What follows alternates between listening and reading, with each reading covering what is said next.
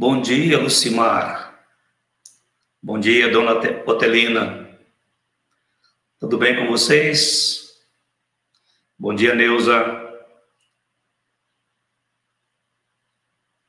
Bom dia, Leia. Bom dia, Vicente.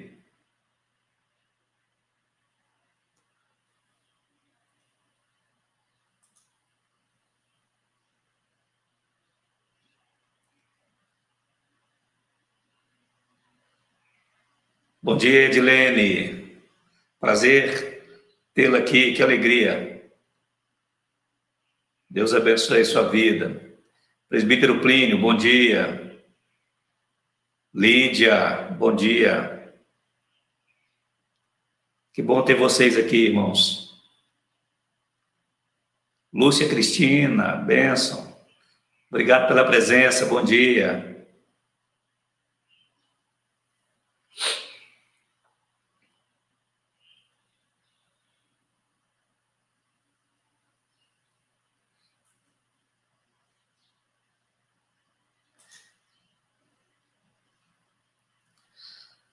Olha, se não pegou a sua Bíblia ainda, pegue-a e deixa ela aberta já na primeira carta de Pedro, capítulo 3.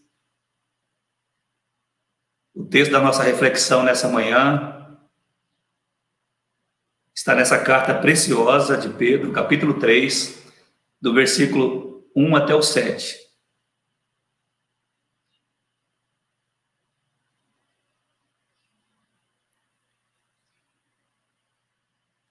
Amém. Esse é o dia que o Senhor fez.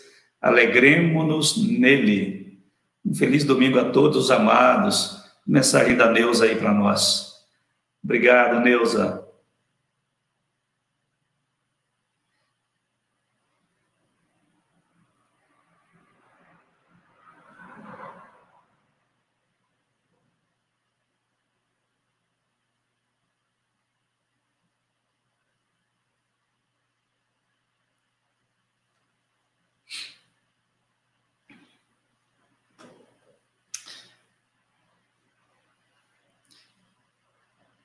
Meus irmãos, vamos aguardar mais uns 2 ou 3 minutinhos, até que mais irmãos e irmãs nossas cheguem. Eu gosto de ser pontual. Gosto sempre de começar em cima do horário, né? Eloide, bom dia, bem-vinda. Dercy, bom dia. Bem-vinda, querida.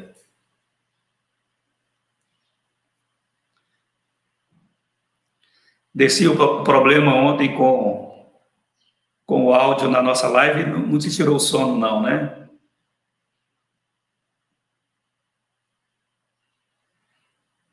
Ruth Lima, bom dia. Olha, vizinha nossa aqui, sou de Tanabi. Bom ter você aqui, Ruth. Marinês, bom dia, graça e paz.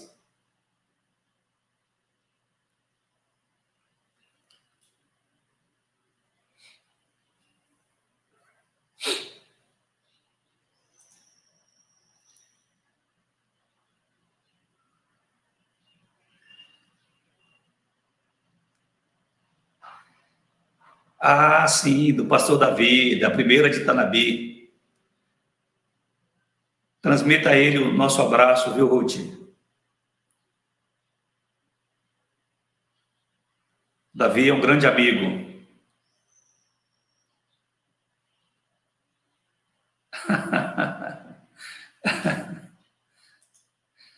Zé Dercy que vai colocar o celular dela na UTI. Eita. Acontece, meu Dercy. Meus queridos, 9h04. Vamos orar, dando início à nossa meditação. E o texto é capítulo 3 da primeira carta do apóstolo Pedro, versículos 1 a 7. Irmão Onésimo, bom dia. Bom dia, irmã Neuza. Então vamos orar. Se você não pegou a sua Bíblia ainda, pegue ou ligue-a, né? É possível que você tenha uma versão da Bíblia no seu celular, no seu computador, no seu tablet. Então, se não tiver a Bíblia aí, impressa, use a eletrônica que você tem em mão. Oremos. Pai, muito obrigado por esta manhã desse dia, como bem disse a nossa irmã Neuza, o dia que o Senhor fez, que possamos nos alegrar nesse dia, vivendo o teu propósito para as nossas vidas, glorificando o Senhor, porque para isto mesmo fomos criados, Senhor. Criados pelo Senhor, recriados em Cristo, para uma nova vida, uma vida que glorifique o teu nome, que exalta o teu nome, uma vida que comunica as tuas virtudes, até mesmo sem palavra alguma, a outras pessoas que ainda não conhecem o Senhor e não têm tido o privilégio de desfrutar da comunhão, da amizade, do relacionamento íntimo com o Senhor, o qual temos na pessoa de nosso Senhor Jesus Cristo. Obrigado pela noite de sono e descanso. Obrigado porque o Senhor nos despertou com vida e saúde. Obrigado porque a gente pode separar esse tempo agora para falar com o Senhor mais uma vez nesse dia. E também para abrirmos o teu livro, ó Deus, e entrarmos em contato com as sagradas letras que nos revelam acerca do Senhor, da tua vontade para as nossas vidas e a respeito de nós mesmos, dos nossos relacionamentos em várias áreas da vida. E pedimos que na manhã desse domingo, no estudo da tua palavra, o teu Santo Espírito venha nos instruir e nos encher com conhecimento do céu, para vivermos aqui na terra como cidadãos que representem bem o teu reino, que tornem conhecido, ó Deus, o teu evangelho, a tua salvação, o teu amor, a tua bondade, o teu poder, vivendo nos relacionamentos como filhos e filhas do Senhor. Então, que sejamos alunos dedicados na escola de nosso Senhor Jesus Cristo, especialmente nessa manhã, nesse momento, em que abrimos o teu livro para estudar, para meditar, para buscar não apenas conhecimento pelo conhecimento, mas desejando o conhecimento que transforme as nossas vidas, de modo que fiquemos mais parecidos com Jesus Cristo,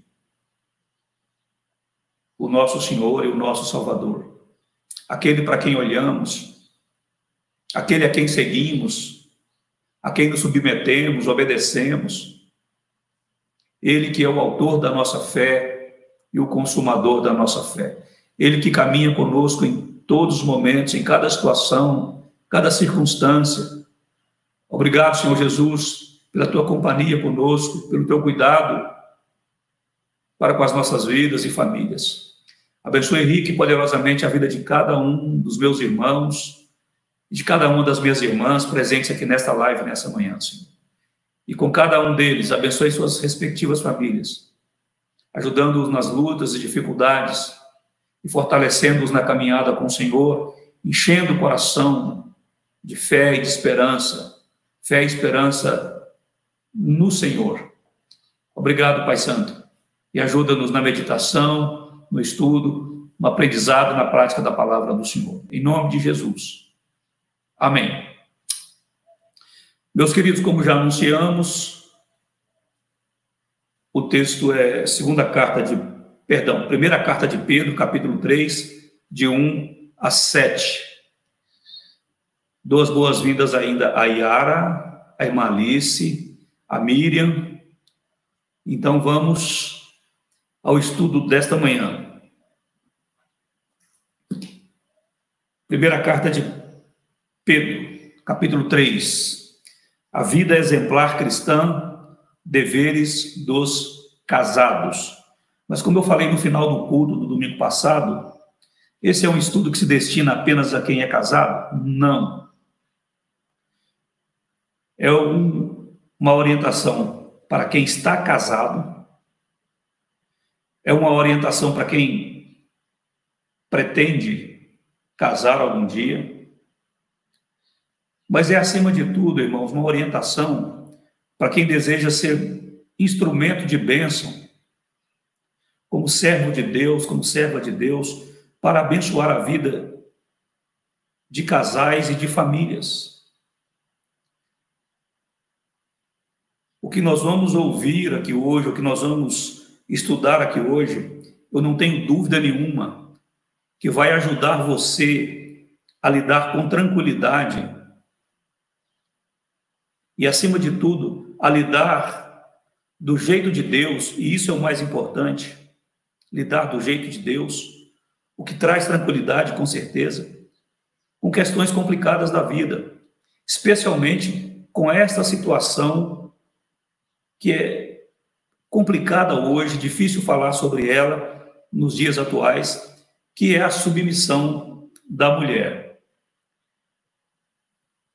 Meu livro-texto é a Bíblia, é a palavra de Deus, mas eu estou munido de um arsenal aqui hoje, ó. Tem esse livro aqui que eu já indiquei e indico, não só para as mulheres, mas para os homens, o que Deus diz sobre as mulheres. E é interessante que ela tem capítulos aqui que abordam todas as áreas da vida da mulher, questão do corpo, questão da relação na igreja, casamento. E é no capítulo sobre casamento que ela trata dessa questão da submissão. E é uma mulher que escreveu, irmãos. Não foi um homem que escreveu.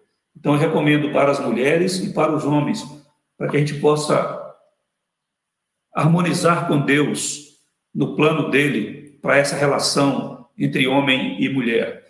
Mas também eu tenho aqui um livro de alguém que já foi para a glória, mas um homem muito respeitado e conceituado, Dr. Russell Shedd. Eu apresentei esse livro há 2 domingos atrás, no final da minha mensagem, à noite, Nos Passos de Jesus. É uma exposição da primeira carta de Pedro. Tem um outro livro também a respeito da primeira carta de Pedro, um comentário bíblico do Ennio Miller, e um teólogo, um exegeta, um pregador, um homem de Deus conhecido de todos nós, Reverendo Hernandes Dias Lopes. Gostamos de ouvir, temos prazer em ler os seus escritos, né? Esse livro dele é sobre a carta de Pedro. Interessante que ele dá o subtítulo ao livro Com os Pés no Vale e o Coração no Céu. Ainda que a gente ande por aqui em vales, e às vezes vales onde sombras de morte nos cercam, mas ele diz que o coração do crente, do homem, da mulher crente, está no céu, louvado seja Deus. Então eu estou bem assessorado aqui hoje, né, por homens e mulheres, para tratar desse assunto que vamos abordar aqui na primeira carta do apóstolo Pedro, mas não é o assunto único da carta, do capítulo, do texto, né? Mas é um assunto que já vem permeando todos os nossos estudos. E acima de tudo, irmãos, palavra de Deus, né? Então diz assim o texto sagrado: mulheres, sede vós igualmente submissas a vosso próprio marido, para que, se ele ainda não obedece à palavra, seja ganho sem palavra alguma por meio do procedimento de sua esposa, ao observar o vosso honesto comportamento cheio de temor. Não seja o adorno da esposa o que é exterior, como frisado de cabelos, adereços de ouro, aparato de vestuário. Seja, porém, o homem interior do coração, unido ao incorruptível trajo de um espírito manso e tranquilo, que é de grande valor diante de Deus. Pois foi assim também que a si mesmas se ataviaram outrora as santas mulheres que esperavam em Deus, estando submissas a seu próprio marido, como fazia Sara, que obedeceu a Abraão, chamando-lhe Senhor, da qual vós vos tornastes filhas, praticando o bem e não temendo perturbação alguma. Maridos, vós igualmente vivei a vida comum do lar com discernimento e tendo consideração para com a vossa mulher como parte mais frágil, tratai-a com dignidade, porque sois herdeiros da mesma graça de vida, para que não se interrompam as vossas orações.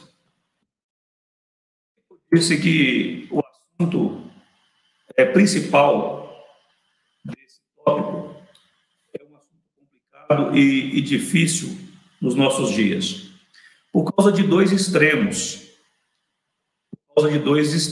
Né? A gente perde muito, meus irmãos, não só na vida conjugal, mas em todas elas, quando a gente não para ouvir o que Deus tem a dizer sobre nós e sobre os nossos relacionamentos. A gente perde muito, porque a gente acaba dando ouvidos a pessoas e movimentos que muitas vezes nos afastam da vontade de Deus e do plano de Deus para nós. Então, por que é difícil tratar do assunto principal aqui desse tópico, que é a submissão da mulher? Não é um assunto único. Repito, por conta de dois extremos. Quais são os dois extremos? O machismo e o feminismo. O feminismo. Eu não vou entrar nos pormenores de ambos, mas eu preciso dizer duas coisas a respeito de ambos os movimentos. E vou começar pelo machismo. O machismo, ele tira da mulher o que Deus deu. Guarda isso. Por isso é importante você ler um livro como esse aqui, escrito por uma mulher, dizendo o que Deus diz sobre as mulheres. Então, o machismo, ele tira da mulher o que Deus deu. Deus deu e o machismo toma. E o problema mais grave do machismo é que ele é uma afronta a Deus, ao plano de Deus, ao criar a mulher, ao propósito de Deus para a vida da mulher. Então, o machismo violenta. O machismo, eu vou usar uma linguagem pesada, o machismo estupra o plano de Deus para a vida da mulher. E o feminismo?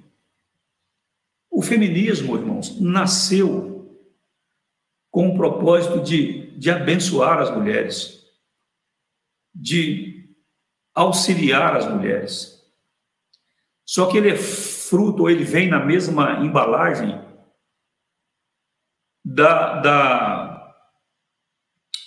de uma teologia frouxa e liberal, que não tratou com seriedade alguns temas, entre eles o tema mulher dentro do plano de Deus, dentro da visão de Deus, do propósito de Deus. Então, o feminismo nasce brigando com o machismo, mas o feminismo, irmãos, assim como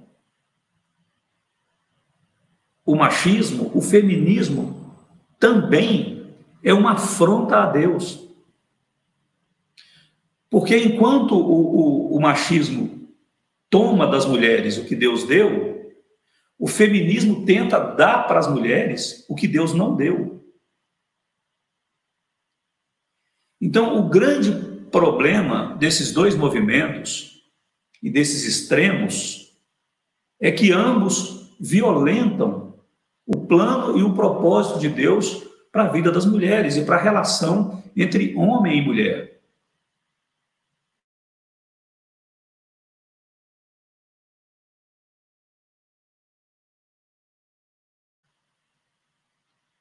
Começou a travar a internet, mas já voltou, né?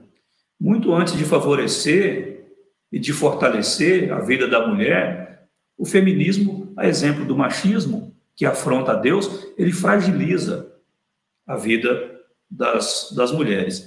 E interessante que a Kathleen, no capítulo sobre casamento, ela vai trabalhar essa questão, que é mulheres e casamento. Ela vai trabalhar essa questão da submissão, e ela fala que os estudiosos, os escritores, com frequência, eles colocam essa questão da submissão com dois rótulos conhecidos. Eles colocam a questão da submissão no complementarismo e no igualitarismo. Então, homem e mulher são iguais, homem e mulher se complementam. Ela trabalha o livro dela dentro do conceito complementarista. E eu penso como ela. Nós não somos iguais. Eu já ouvi muita gente dizer que o fato de Deus não tratar com acepção as pessoas significa que Deus trata todos igualmente. Não, Deus não trata, irmãos. E tratar de forma diferente não significa fazer acepção. Significa, sim, tratar cada um com dignidade, conforme a natureza, a essência do que ele é. Deus criou a gente e ele sabe tudo a respeito de nós, de como tratar cada um de nós, e ele sabe que nós somos diferentes. Se nós somos diferentes, por que nós temos que receber tratamento iguais? Perceberam? Homem e mulher têm coisas iguais diante de Deus. Por exemplo, na redenção, para a salvação. O homem é salvo pela fé e a mulher também.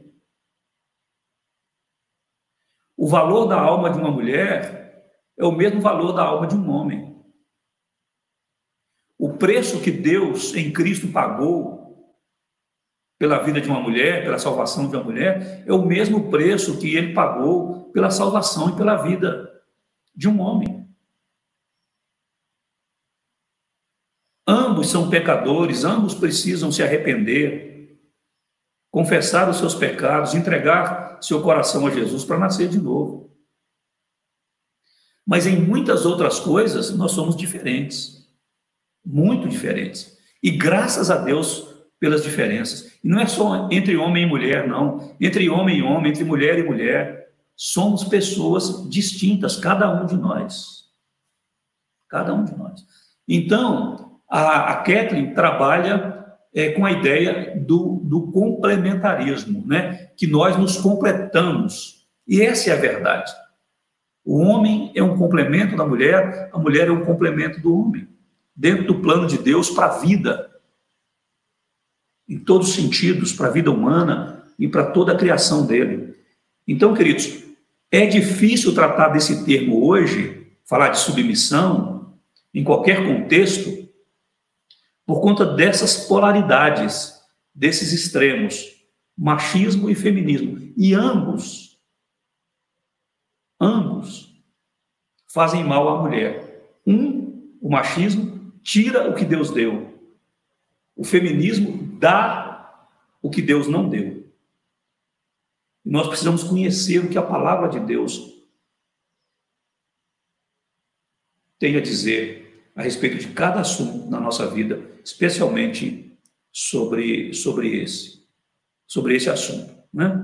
Então, dito isso, uma pergunta excelente para se fazer agora, antes de começarmos a examinar o nosso texto bíblico, é: a quem o apóstolo Pedro está escrevendo? A quem Pedro escreve?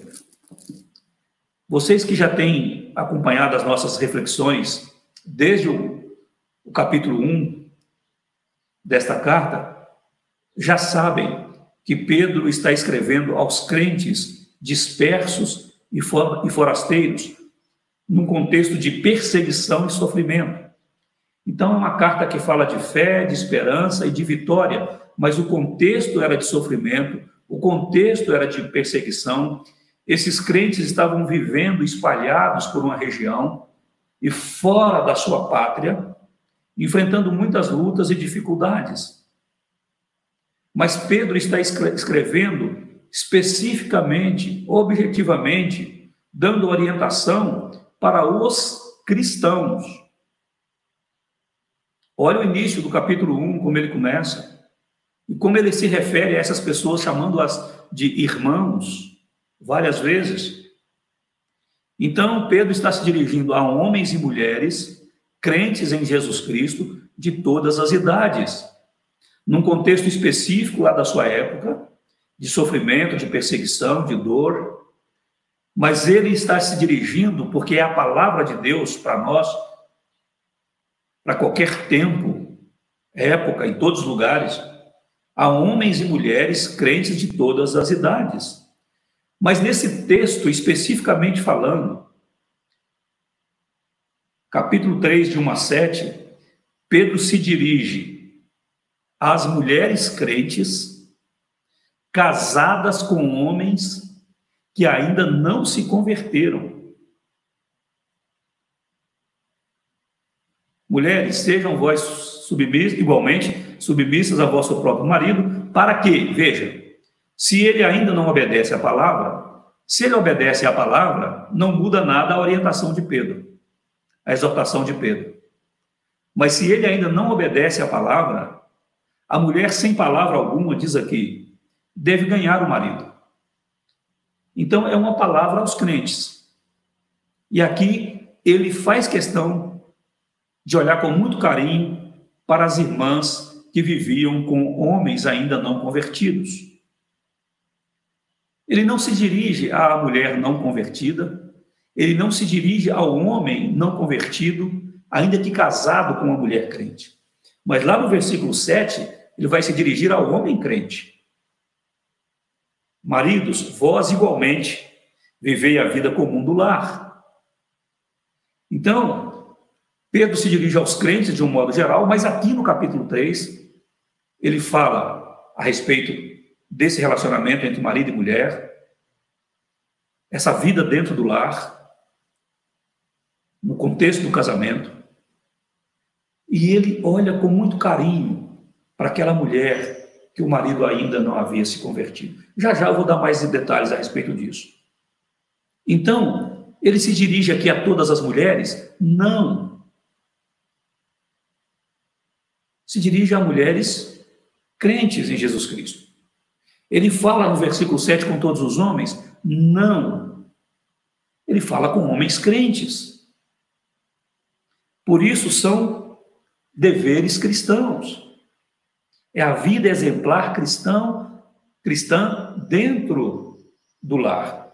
E Pedro já vem orientando os relacionamentos, como a gente tem meditado até o momento, com ênfase em deveres e submissão. Os versículos 11 e 12 desse mesmo capítulo 2, Pedro vai falar do dever do crente na sociedade em geral, na sua relação com os não crentes, onde ele abre mão de muita coisa por causa do não crente.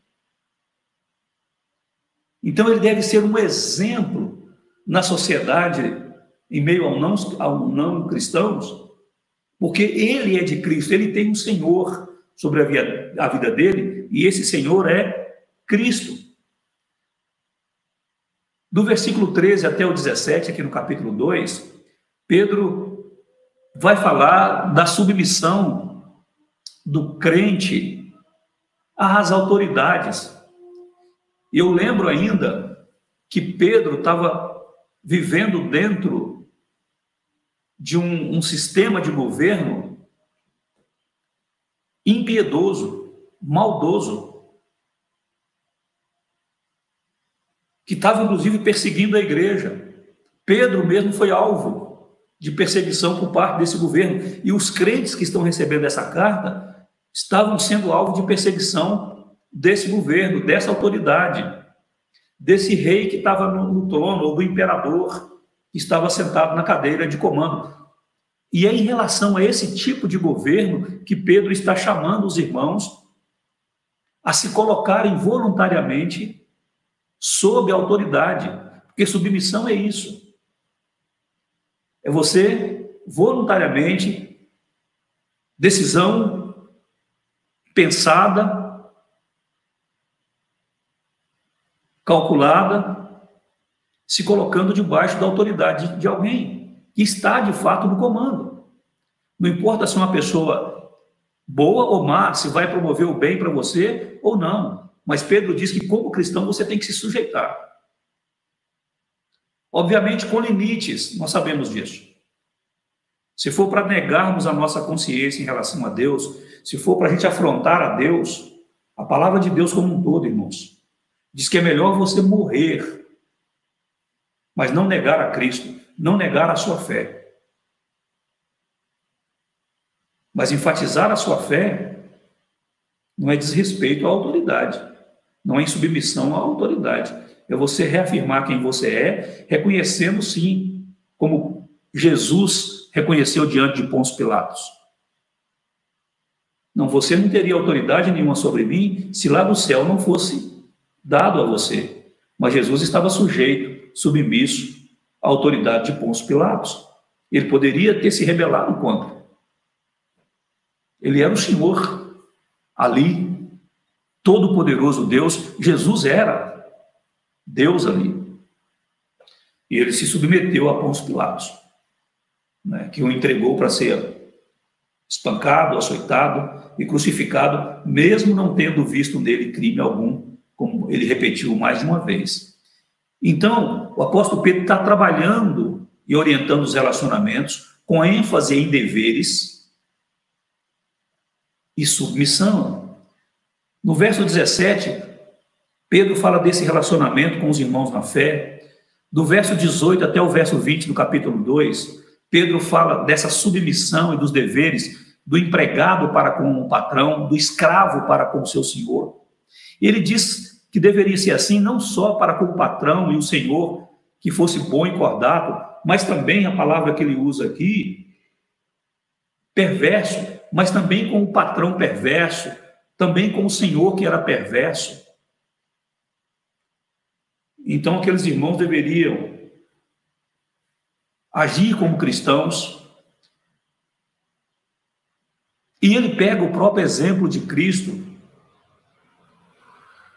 para mostrar para a gente, irmãos, que no centro de tudo isso está Jesus Cristo, o exemplo maior de submissão a Deus, de ter aberto mão da sua glória, do seu poder, e ter se entregado, ter se submetido completamente à autoridade de Deus e à autoridade dos homens, para depois reassumir a sua vida, como ele mesmo disse. Eu espontaneamente dou a minha vida, depois eu reassumo. Mas esse mandato, ele diz, eu recebi do meu Pai, me submeter e depois reassumir o que de fato eu sou.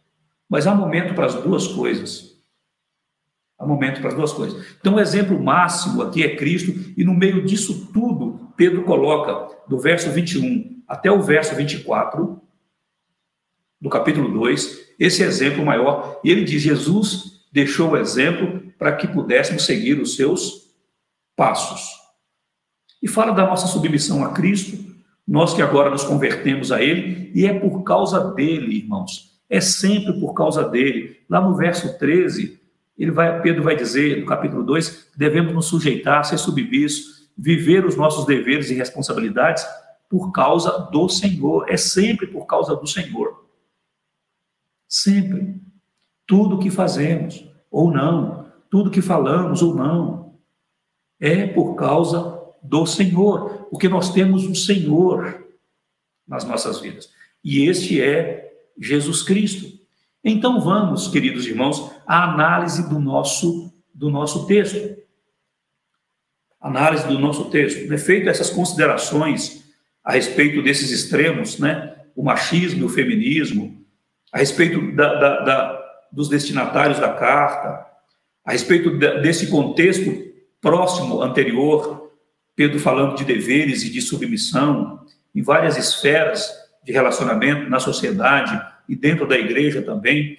Então, vamos analisar o nosso texto dessa manhã. Pedro começa, verso 1, capítulo 3. Mulheres. Só repetindo o que eu já disse. Ele está falando com todas as mulheres? Não. Ele estava se dirigindo a mulheres crentes. Então, se você é uma mulher crente que está ouvindo agora esse estudo, está participando dessa live, ou você é uma mulher crente que está vendo o vídeo gravado, é com você que Pedro está falando também. E se o seu esposo não é convertido, de modo muito carinhoso e atencioso, ele se dirige a você também. Então, ele não fala com todas as mulheres. Ele fala com mulher crente e, em particular, com mulher crente que o marido ainda não se converteu. Se o seu coração é de Jesus, é a você que Pedro está se dirigindo com essas palavras aqui. Mulheres, sede vós igualmente. A palavra igualmente aparece aqui no verso 1, mas aparece também lá no verso 7, quando ele fala com os maridos. A palavra igualmente, meus irmãos, nos conecta ao contexto anterior. Ao contexto anterior. E no contexto anterior, ele está falando de deveres e de submissão. Submissão do cidadão com as autoridades, submissão do servo ao seu senhor, submissão de um irmão para com outro irmão. Em outros textos, nós vemos não só Pedro, mas Paulo também, falando da submissão dos filhos aos pais, e de como os pais devem tratar os filhos. A ética cristã tem essa reciprocidade. A quem é dado privilégios e deveres, a quem é dado privilégios, se espera responsabilidades e deveres. Então, há sempre uma contrapartida. E nós precisamos entender isso o quanto antes, para vivermos de modo agradável ao Senhor das nossas vidas, em todo e qualquer contexto, nos nossos muitos e variados relacionamentos, e às vezes em situações não favoráveis, completamente desfavoráveis, mas por causa do Senhor, porque somos dele. Então, a palavra igualmente, aí no versículo 1, conecta esse texto, ou a atitude, ou o comportamento da mulher crente com o marido descrente, ao que Pedro já vem tratando antes, especialmente ao exemplo maior de Jesus Cristo, que ele deixou para todos nós, para que a gente pudesse seguir os seus passos, como nos é dito aí no versículo 21 do capítulo 2. Então, por isso, igualmente, vós igualmente, assim como, né, vocês também, do mesmo jeito que, né, e aí temos que olhar o contexto anterior. E Pedro trabalha todas essas relações, e repito, até em contextos desfavoráveis, dizendo, aqui vocês têm deveres também, aqui vocês devem ser submissos também. E agora ele está dizendo para a mulher, o contexto pode até não ser favorável a você, a cultura pode até não ser favorável a você, mas seja submissa por causa do Senhor. Olhe para Jesus. Você tem um Senhor e a Ele você se submete. E por causa dele, você livremente decide se colocar sob autoridade. É isso que significa submissão, sucintamente. Se colocar sob autoridade.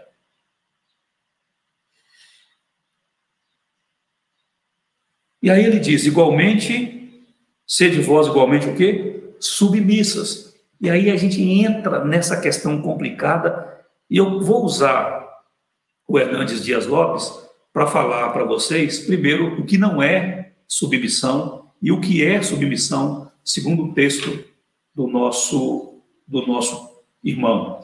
Então, primeiramente, veja o que não é submissão na escrita, na pena do pastor Hernandes Dias Lopes. Ele diz que submissão não é, primeiro, inferioridade. Inferioridade.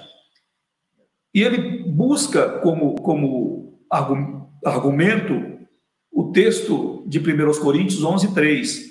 E ele vai dizer: quero, entretanto, que saibais ser Cristo o cabeça de todo homem, e o homem o cabeça da mulher, e Deus o cabeça de Cristo.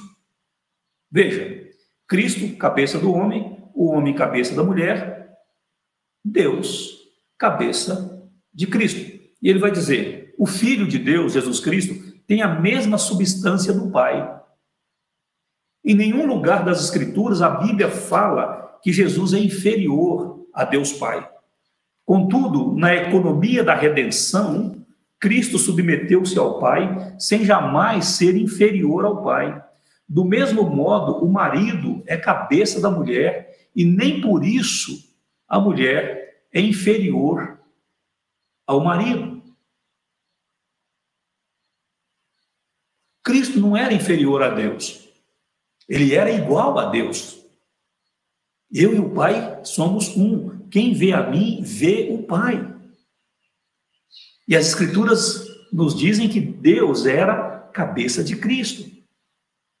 Cristo estava sujeito à autoridade do Pai. Mas ele não era inferior. Assim como a mulher não é inferior ao homem, porque se coloca sujeito à autoridade do marido, que pelas Escrituras, ele é o cabeça.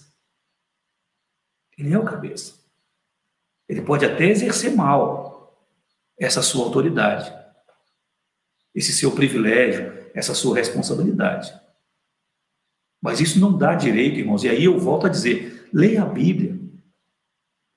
A gente fica olhando muito para os movimentos machista e feminista, movimentos esses que afrontam a Deus e o plano de Deus, violentam o plano de Deus para a vida da mulher e para a vida dos relacionamentos entre homem e mulher. Leia a palavra de Deus, busca orientação do Espírito Santo. Deus nos criou, Ele sabe o que é melhor para nós, Ele tem orientações claras para a nossa vida, para cada situação, especialmente para essa questão de relacionamento. E relacionamento entre marido e mulher. Então, o pastor Hernandes vai dizer também que submissão não é subserviência. O que ele quer dizer com isso? Que a submissão da esposa ao seu marido não é uma submissão cega. Ela tem limites. A esposa não está obrigada a obedecer ao marido quando este se insurge contra os princípios de Deus. Porque qual é o preceito divino? Não só na relação conjugal, mas em relação às autoridades, em relação às amizades. Qual é o preceito divino? Antes importa obedecer a Deus do que aos homens. Quem disse isso? O apóstolo Pedro, num contexto e diante de autoridades que poderiam mandar cortar a cabeça dele, como cortaram a cabeça de Tiago. Ele correu o risco não apenas de ser preso, e foi preso várias vezes, mas ele poderia ter sido morto. Ele disse isso diante de alguém que tinha autoridade sobre ele. E ele estava sendo insubmisso aqui? Não. Ele estava dizendo, eu reconheço que vocês são autoridades, o que está embutido aqui é, eu reconheço a autoridade de vocês sobre a minha vida, mas eu quero que vocês saibam que antes importa obedecer a Deus. Querem me matar por isso? Me matem, que me matem por isso. Mas eu não posso em obediência a vocês, desobedecer a Deus. Eu não posso, para agradar a vocês, ter que desagradar a Deus. Então, este é o princípio bíblico, né? Então, não é subserviência. Né? Mas o pastor Hernandes também diz que não é status de gênero. Pedro diz que as mulheres devem ser submissas a seu próprio marido. Aqui não diz que as mulheres devem ser submissas a todos os homens. Olha para o texto sagrado, aparece essa expressão 2 vezes, no versículo 1 e no versículo 5. No versículo 5, mulheres, sede vós igualmente submissas a quem? A vosso próprio marido, a vosso próprio esposo. E lá no verso 5, no final também, mulheres, santas mulheres que esperavam em Deus, sendo submissas a quem? A seu próprio marido. Então não é status de gênero, não é porque o homem é o cabeça da mulher que as mulheres têm que ser submissas a todos os homens. Então é um status agora que coloca o homem poderosíssimo sobre toda e qualquer mulher. Não. Ele é o cabeça da esposa dele. E a mulher deve ser submissa ao marido dela. Então Pedro vai dizer aqui o que não é. E esse assunto, irmãos, é de fato delicado, é difícil lidar. Não sei como está aí a reação de vocês no coração, na mente, o que está passando aí pela mente de vocês. É possível que alguém até queira, estejam pensando aí, eu vou sair desse estudo, eu vou sair dessa live. Mas não saia não. Não saia não. Hoje você está aprendendo biblicamente como lidar com esse assunto. Para você pensar no seu casamento, se você for casado, casada, para saber como lidar com a sua esposa, como lidar com o seu marido, para você saber como lidar com seus pais, para orientar seus pais, caso eles não saibam disso, para você instruir outros casais, outras famílias, a viverem de acordo com a vontade de Deus para a vida deles, cada um desempenhando bem o seu papel no contexto do lar e do casamento, né?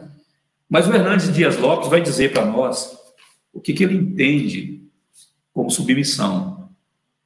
Ele vai dizer, nós já vimos o que não é, agora o que é. Ele vai dizer, primeiro, que é um mandamento. E como mandamento, o que ele está querendo dizer? Que não é opção, irmãos. Não é opção. Sede vós igualmente submissas. O verbo está dando uma ordem para a gente, é um imperativo de Deus. Por isso que desde o começo eu disse, não está sendo uma palavra para todas as mulheres, mas para mulheres crentes, para mulheres em cujos corações habita o Espírito de Deus. Mulheres convertidas entendem essa palavra. Se falta o Espírito Santo, irmãos, se falta de fato nascer de novo, nós vamos ficar dando ouvido a esses movimentos e ideologias tais que colocam a gente não como complemento um do outro, mas como adversário. Pessoas que estão disputando dignidade, poder, espaço. Deus não nos criou para isso. Não é verdade? Então ele diz primeiro que é um mandamento, né? Depois ele vai dizer que submissão é também exclusiva, porque é ao próprio marido. Terceiro, o pastor Hernandes vai dizer que a submissão da esposa ao marido é exemplificada. Como assim exemplificada? Através do termo igualmente, da palavra igualmente, que nos conecta com os exemplos anteriores de deveres e submissão, mas, acima de tudo, como exemplo do próprio Cristo. Ele vai dizer ainda, em quarto lugar, que a submissão da esposa ao marido é uma oportunidade. Oportunidade para quê, exatamente? Para que ela possa ganhar o marido que ainda não é convertido. Então, é uma oportunidade de evangelização. O que temos aqui temos aqui uma pregação silenciosa por meio de uma vida bela e exemplar, uma vida cristã que honra a Deus, que glorifica a Deus. A vida de uma mulher que anda com Jesus. Pregação silenciosa, não é? Então, é uma oportunidade, a submissão da esposa ao marido, de acordo com o pastor Hernandes, eu concordo com ele, é uma oportunidade para que ele, ainda que não obedece à palavra, seja ganho sem palavra alguma, por meio do procedimento da sua esposa. Então, ele fala o que é e ele fala o que não é, né? E ele vai dizer ainda, depois de falar da submissão, desse procedimento da esposa, que deve ser exemplar, mas é um procedimento honesto e cheio de temor, né? Há muita desonestidade nos relacionamentos entre marido e mulher. Desonestidade no trato com tudo, irmãos. No trato com o dinheiro, no trato com o tempo. Desonestidade no trato com os sentimentos de um e de outro. Na forma de expressar. Às vezes a gente omite, às vezes a gente esconde, às vezes a gente pensa uma coisa e fala outra, por entender que não merece eu revelar aquilo que eu senti, porque olha o contexto, está complicado, está difícil, estou lidando com um homem duro, com um homem arrogante, ignorante.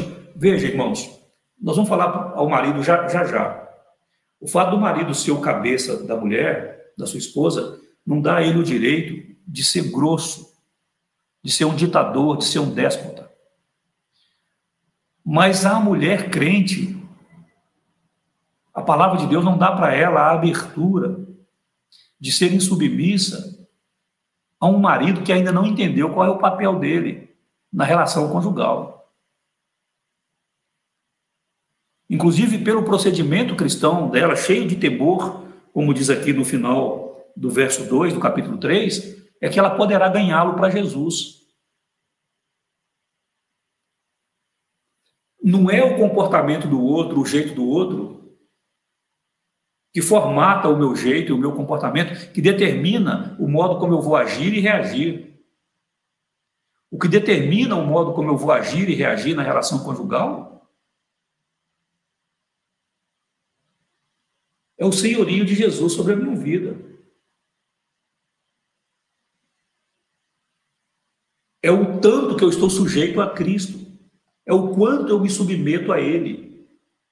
E ouço as suas orientações e obedeço às suas orientações. Então, há muita desonestidade dentro dos relacionamentos. E veja, irmãos, eu falei ainda há pouco que nós somos completamente diferentes. Às vezes nós, maridos e mulheres, agora eu vou falar para os dois, ainda que a parte do homem vai chegar já. Às vezes nós nos dedicamos a aprender muitas coisas. A gente aprende a dirigir, né, carro, moto, e eu falo por mim, você aprende a lutar, né, aprende uns golpes esquisitos lá, dependendo da arte marcial que você se dedica, você se contorce, você faz todo tipo de atividade, de exercício para aperfeiçoar ali naquele golpe, naquele treinamento. Você busca conhecimento, você estuda. Se você pratica um outro esporte, você vai estudar sobre isso. Se você quer fazer um curso e ser um profissional dentro de alguma área, você vai estudar e buscar conhecimento e ferramentas para que você seja bem-sucedido naquilo. Por que uma boa parte de nós, se não a maioria, não se dedica a estudar e conhecer o outro ou os outros? A gente pode estudar e conhecer, estudar e dedicar e estudar em conhecer a personalidade humana, como é a natureza humana, com foco no homem, como é a natureza humana, com foco na mulher. Mas se eu sou casado ou casada, por que não dedicar um tempo para conhecer o marido, para conhecer a esposa? Entendendo como que ela pensa, ou como que ele pensa, quais são os sentimentos, o que é mais importante, o que não é, para que a gente possa viver Um relacionamento verdadeiro, irmãos, e que venha favorecer a nossa vida como um todo, não só como casal, mas como família. Principalmente quando surgem dificuldades e problemas de várias naturezas que vêm mesmo e chegam na nossa casa. E chega na nossa vida, chega na nossa família, chega no casamento, chega na vida do marido, chega na vida da esposa, chega na vida dos filhos. E através de nós, entra dentro do lar. Às vezes gastamos muito tempo nos envolvendo com tanta coisa, mas somos incapazes de separar um tempinho para nos dedicarmos a conhecer o outro, para tornarmos melhor o nosso relacionamento conjugal e a nossa vida dentro de casa. Então, há muita desonestidade nos relacionamentos, e Paulo diz, Pedro diz, e aí não só para a esposa, tá, irmãos? Mas esse comportamento honesto, com temor, é aplicável à vida dos homens também. A vida dos homens também. Tá certo? Porque tem marido, eu conheço alguns, que a esposa não é crente, não se converteu ainda. E aí, meu querido irmão, como é que você vai ganhar sua esposa para Jesus se você não vive como cristão? A melhor pregação, o sermão mais poderoso que um marido não crente ou uma mulher não crente pode ouvir é o modo de vida do cônjuge que já é convertido. A sua vida, minha irmã, ao lado do marido não crente, deve ser uma pregação do evangelho. Às vezes sem palavra nenhuma. A sua vida, meu irmão, você que é crente, ao lado da sua esposa que ainda não se converteu, é uma pregação do evangelho. E às vezes sem usar palavra nenhuma. Ok? Vamos para os versículos 3 a 6. O que temos nos versículos 3 a 6? Veja bem, Pedro escreve do 1 até o 6 para as mulheres.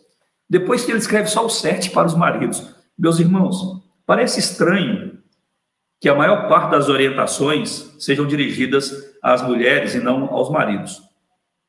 Mas eu explico a vocês por quê. A situação delas era muito mais delicada. Veja, a situação das mulheres era muito mais delicada do que a situação dos homens. Eu vou falar já para vocês a respeito de 3 civilizações antigas aqui, como elas lidavam com as mulheres. E algumas ainda lidam assim até hoje. Mas veja, naquele contexto, quando o marido se convertia, ele ia para a igreja e levava a mulher normalmente. Mas quando a mulher se convertia e o marido continuava seguindo a sua religião pagã, isso trazia muita dificuldade para o relacionamento conjugal e na sociedade, de um modo em geral, porque era algo estranho, não era algo comum. Não era algo comum. E é bom lembrarmos que as mulheres não tinham direito algum em nenhuma esfera da civilização antiga. Por exemplo, para os judeus, a mulher era uma coisa, a mulher era uma propriedade. Para o judeu, a mulher era como qualquer objeto ou criação que ele possuía. Então, essa ovelha é minha, a mulher também é minha. O que eu posso fazer com a ovelha e o que eu posso fazer com a mulher só depende de mim, da minha determinação, da minha autoridade. Isso para o judeu. E ainda, dentro da cultura judaica, por nenhum motivo a mulher podia abandonar o marido, ainda que o marido pudesse deixá-la em qualquer momento. Em qualquer momento. Não é? E para os gregos, como era? A obrigação da mulher para os gregos consistia em permanecer dentro de casa e ser obediente em tudo a seu marido. E mais, para os gregos, a característica de uma boa mulher consistia em ver apenas, ouvir e pedir o menos possível. Ver apenas, mas ver o mínimo possível. Ouvir, mas ouvir o mínimo possível. Pedir, então, nada, quase nada, irmãos. A mulher não tinha, dentro da cultura grega, existência independente. Ela não tinha o direito de pensar com a sua própria cabeça. Dentro da cultura grega, o marido podia divorciar-se da mulher a hora que ele quisesse, por qualquer coisa, desde que ele devolvesse o dote dela. E para os romanos? Para os romanos, a mulher não tinha direitos, nenhum direito. Legalmente, ela era sempre uma menina. O que isso quer dizer? Que enquanto ela estivesse vivendo sob a autoridade do pai, o pai tinha todo o direito sobre ela, inclusive para dispor da vida dela como ele bem quisesse. Vou ser extremista aqui, para você entender. Se um pai quisesse matar a filha, sacrificar a filha a um deus, por exemplo, ele poderia fazê-lo. Então, para os romanos, a mulher era sempre uma menina, vivia sempre dentro dessa condição de menina. Se está na casa do pai, o pai tem toda a autoridade.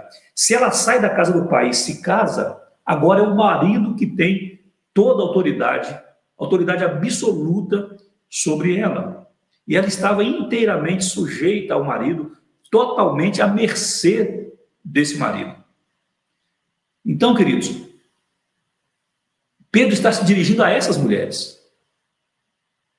Mulheres crentes dentro dessas culturas, nessas civilizações.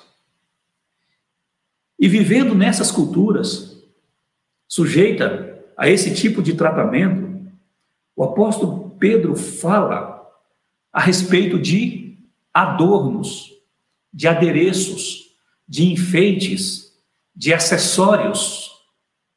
E é muito interessante quando você lê a respeito da cultura da época, esses adornos, mas eu não vou me ater a isso. O que eu quero me ater aqui, irmãos, é que Pedro aponta o que é essencial para a mulher cristã, é evidenciar a sua beleza. E são adornos divinos, são adornos aprovados e abençoados por Deus. Então, ele vai apresentar aqui os atavios, os acessórios. E ele fala de coisas como modéstia, ele fala de humildade, ele fala de pureza, já falou de submissão. Mas ele fala de uma vida belíssima que atrai sem palavras, que conquista silenciosamente e que faz com que o marido se submeta também a ela. Com que o marido viva com responsabilidade os seus deveres para com ela. E eu lembro ainda, o que eu disse ainda há pouco, que esta atitude seria o melhor sermão que ela, esposa ou alguém, poderia pregar ao seu marido para ganhá-lo para Jesus. Sem palavras nenhuma, ela haveria de persuadi-lo à obediência à palavra de Deus, né? Creio eu, queridos, que esta é uma das poucas passagens que há nas Escrituras onde se destaca tão vividamente o valor da beleza de uma vida cristã permeada pelo temor e submissão a Cristo, o Senhor. Então, fala de adorno aqui. Pedro não é contra a mulher se enfeitar, como algumas denominações pregam e ensinam hoje, ainda hoje, infelizmente. Pedro não é contra, irmãos, a mulher se embelezar. Mas ele está dizendo que se você gastar tempo com isso e só com isso, você vai perder a parte mais importante para influenciar positivamente o seu lar. Para você, como mulher sábia, edificar a sua casa. Então, Pedro se dirige a maior parte das suas orientações às mulheres, porque a situação delas era muito complicada naqueles dias. Mas o versículo 7, ele fala diretamente aos homens. E como cabeça, ele tem responsabilidade, ele tem dever. E essa responsabilidade e esse dever é segundo Deus. E a palavra igualmente conecta também o marido aos exemplos de submissão e deveres no contexto próximo anterior. E de modo muito especial à pessoa de nosso Senhor Jesus Cristo. Porque assim como a mulher, o marido também tem um Senhor. Jesus Cristo é o Senhor do marido. Eu vou recorrer aqui mais uma vez ao pastor Hernandes para falar da obrigação do marido em relação à esposa. Então veja bem os deveres e responsabilidades do marido crente. Hernandes vai dizer que a ética cristã ela é recíproca no governo, no trabalho e na família. Não há dois pesos e duas medidas quando se trata do papel do governo e do cidadão, do patrão e do empregado, do marido e da mulher, dos pais e dos filhos. Ele diz que há um equilíbrio entre privilégios e responsabilidades, entre direitos e deveres. A submissão da esposa não dá ao marido o direito de ser rude, grosseiro, dominador.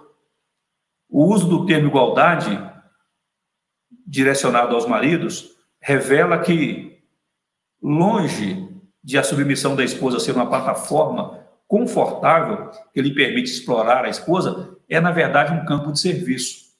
O igualmente ligado aos maridos aqui, coloca o marido dentro de um campo de serviço, de um canteiro de obras, para ele poder servir a esposa. E ele vai pegar o exemplo de Cristo de novo, ele vai dizer, Cristo, como Senhor da igreja, o que ele fez? Ele serviu a igreja. Cristo, como cabeça da igreja, o que ele fez? Ele morreu pela igreja. Então, queridos, esse é o padrão de Deus. Se o marido espera a submissão da mulher, ele deve estar pronto a viver por ela ou a dar a sua vida por ela. Ele deve estar pronto a servir a sua esposa e a morrer por ela. O padrão é Cristo. E é para ele que nós somos chamados a olhar. Porque assim Paulo vai dizer, agora Paulo mesmo, assim como a igreja é submissa a Cristo, a mulher deve ser submissa ao marido. E veja, ele vai dizer aqui ainda, o pastor Hernandes, que a Bíblia não diz ao marido para amar sua mulher apenas quando ela for submissa. E nem diz à mulher, eu já falei disso, né? Para submeter-se ao marido apenas quando ele a ama, como Cristo ama a igreja. Os maridos são orientados a amarem a esposa, sendo ela submissa ou não. As mulheres são orientadas a se submeterem ao marido, sendo ele amoroso ou não. O marido precisa estar preparado para dar a vida pela mulher, e a mulher precisa estar pronta para submeter-se ao marido. E ele vai falar de 4 cuidados aqui no versículo 7. Viver a vida comum do lar. O que ele entende por vida comum do lar? Viver juntos na mesma casa como marido e mulher. E alguns comentaristas apontam que isso tem a ver com coabitação. Isso traz a ideia de separações desnecessárias totalmente proibidas. Então é proibido separar-se. Isso implica ainda em mútua comunhão em todos os sentidos. E vai dizer que casamento é fundamentalmente relacionamento físico. Então é comunhão em todos os sentidos, inclusive comunhão de corpos, porque os dois se tornam uma só carne. Viver a vida comum do lar, irmãos, é viver tudo junto, em comum, cada situação, cada parte, tudo. Ele vai dizer do aspecto intelectual, o marido é chamado a viver com discernimento, e discernimento é fruto de conhecimento. Falei um pouquinho antes de buscarmos informações a respeito um do outro. Ao marido é dito, busque isso para você discernir o que é certo e o que não é, o que é bom e o que não é, dentro do seu relacionamento. Vai falar do aspecto emocional, que deve tratar a mulher como parte mais frágil E parte mais frágil aqui, meus irmãos, não tem nada a ver com questões mentais, morais ou espirituais. Tem a ver, sim, com força física. Com força física. Nós sabemos que a mulher é mais frágil do que o homem nesse sentido. A mulher é mais sensível. Então, o marido deve se esforçar para carregar os fardos mais pesados e para tratar com gentileza, com cavalheirismo, a sua esposa. E, por fim, ele vai falar do aspecto espiritual. No aspecto espiritual, ele vai dizer que se nós não soubermos tratar um ao outro, especialmente o marido ou a mulher, conforme os princípios de Deus e o padrão de Deus, ele vai dizer que até as nossas orações serão interrompidas. E veja que Deus dá a mesma dignidade a ambos. Ele vai dizer no versículo 7 aí, sois juntamente herdeiros da mesma graça de vida. Mesma graça de vida, o que Deus disponibiliza para um, disponibiliza para o outro. Mas não viver essa vida comum do lar com discernimento, com sabedoria, edificando a nossa casa, o nosso relacionamento conjugal, pode, inclusive, interromper as nossas orações. É por isso que talvez tem gente orando aí e não está recebendo bênçãos, Deus não está ouvindo, não está respondendo, porque falta acertar detalhes na vida conjugal. Viver a vida comum do lar, uma palavra dada diretamente aos maridos, mas que envolve também as esposas, como eu disse lá no início, a respeito de homens cristãos cujas mulheres ainda não se converteram. Então, o que se aplica a um, se aplica ao outro. O que se exige de um, se exige do outro. Quem tem direitos e privilégios deve entender que deve ter deveres e responsabilidades. Mas é uma carta, especialmente o texto que estudamos agora, dirigidos a homens e mulheres crentes, em contextos, muitas vezes, adversos. Então, olhe para Jesus, ouça a voz do seu pastor, o supremo pastor. E aí, quando eu falo do seu pastor, eu não estou falando de mim com os irmãos da Igreja Presbiteriana Filadélfia. Estou falando de Jesus. Jesus é o nosso pastor. Ele é o Criador, irmãos. Ele é o idealizador da família, do casamento. E ele pode nos instruir para que a gente seja bem-sucedido como marido, como esposa, seja em que contexto for. Às vezes o marido não é temente a Deus, às vezes a esposa que não é temente a Deus, mas através daquele que é temente a Deus, ele vai abençoar a casa, ele vai abençoar o lar, ele vai abençoar o relacionamento conjugal. E a gente vai poder experimentar uma felicidade real, verdadeira, palpável, né? Creio que vale aqui também o exemplo de Jesus, quando ele foi maltratado e não revidou, quando ele foi ultrajado, mas ele entregava-se àquele que julga retamente. Como homem cristão, como mulher cristã, coloque-se nas mãos de Deus e deixa Deus conduzir a sua vida, especialmente no contexto da família e do relacionamento conjugal. Deus te abençoe, espero ter ajudado você a lidar com essa questão da submissão, e não só na vida da mulher, mas também na vida do homem, porque somos cidadãos, que estamos sujeitos a autoridades, somos homens e mulheres cristãos que devemos nos sujeitar aos não crentes por causa de Cristo. Obviamente, repito, isso tem limite, já falei e repito, isso tem limite, tá certo? Se for preciso, a gente volta a conversar sobre esse assunto de novo. Mas eu gostaria de conversar assuntos assim com vocês presentes, para a gente trocar ideia. E aqui eu estou falando sozinho e fica um negócio meio chato e meio pesado. Mas tem limite, submissão tem limite em todos os contextos de relacionamento. Então, deixa o Espírito Santo trabalhar a sua vida, para que você glorifique a Deus com a sua vida em qualquer contexto, em todos os relacionamentos, com autoridade, com patrão, se você for patrão, com seus empregados, se você é pai e mãe, com seus filhos, na relação conjugal, se você é filho, com seus pais, com os irmãos na fé, com os não crentes, deixa o Espírito de Deus guiar a sua vida e viva como crente em nome de Jesus. A sua vida é o sermão mais poderoso que alguém pode ouvir a respeito do Evangelho. Que Deus te abençoe e abençoe a sua família. Em nome de Jesus. Se você é casado ou casada, que Deus abençoe o seu casamento em nome de Jesus. Mas eu espero sim ter ajudado você a lidar com essas questões. Um forte, carinhoso abraço e até a noite, se Deus quiser. Bom almoço a todos e um ótimo domingo. Esse é o dia que o Senhor fez. Vamos vivê-lo para a glória do nosso Senhor, do nosso Deus e Pai. Beijos. Tchau, tchau.